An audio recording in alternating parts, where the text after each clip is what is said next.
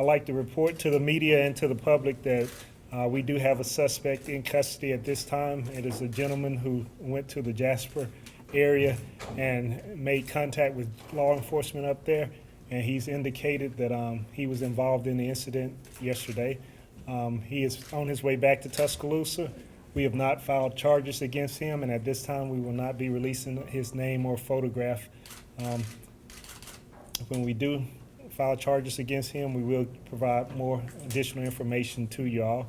I'd like to thank all of the agencies that assisted us in this endeavor, from the Tuscaloosa Police Department, Tuscaloosa Fire and Rescue Service, Tuscaloosa County Sheriff's Department, the Alabama State Troopers, the FBI, the United States Marshal Service, the ATF, the Tuscaloosa County District Attorney's Office, and everyone else who assisted us, and especially the people out there in the public who saw the video and made the phone calls that got us the information that we needed to put us on the right track to get this case solved and get this individual off the streets.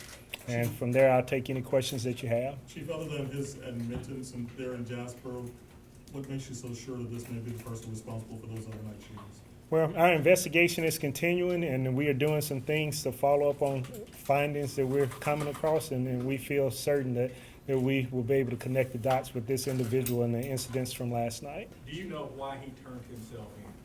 No, I do not know what made him turn himself in. Did Jasper authorities recover a weapon?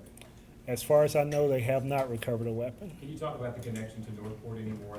Is there a connection, do we know now, given the nature of the suspect? We do believe that there is possibly a connection, but we're still investigating that part of the case. There's some talk out there that the capstone drilling, maybe the fire was involved in this as well. Can you clarify that? We're still investigating that part of it as well. What is it about the suspect that makes you believe that this is legitimate? What makes you think he's legitimate? Just based on some of the evidence that we've collected on a search warrant that we're running and the information that he's told us.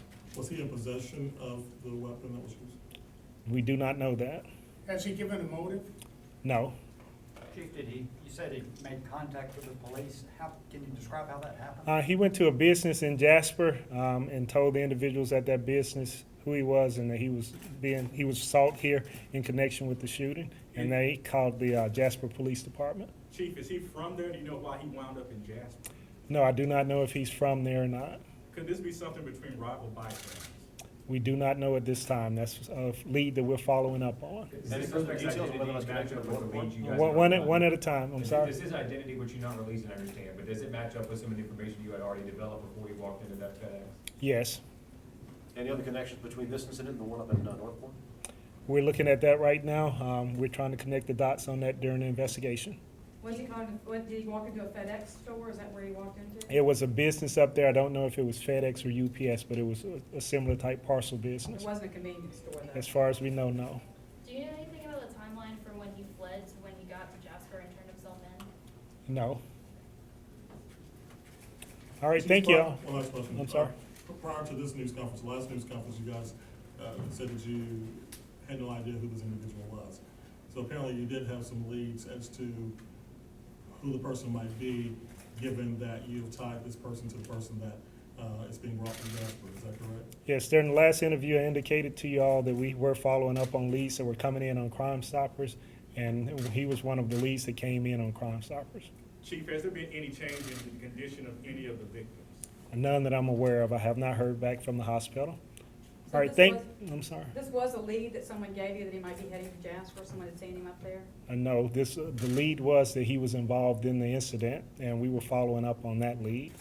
Earlier, did you know where any potential suspect might be, or did you have any idea until you got the call from Jasper? We had his information and his name, and we were following up using that information. What kind of charges could he be facing? Obviously, several charges and counts of attempted murder, shooting into an occupied business, and several other charges related to firearms possibly. Can you give us an update on the victims who were in very critical condition? I do not have an update on any of the victims. Chief, any indication that he had help transporting himself from here in Tuscaloosa to Jasper? We do not know that at this time, and we will be following up on that. Did he have a vehicle there in Jasper? We do not know that, and we'll be following up on that. When will you be releasing his name? As soon as we file charges against him. When will he be arriving back here? That will be after we've completed our investigation to our satisfaction. When will he be arriving back here? He may be here right now, but if not, he should be here any minute.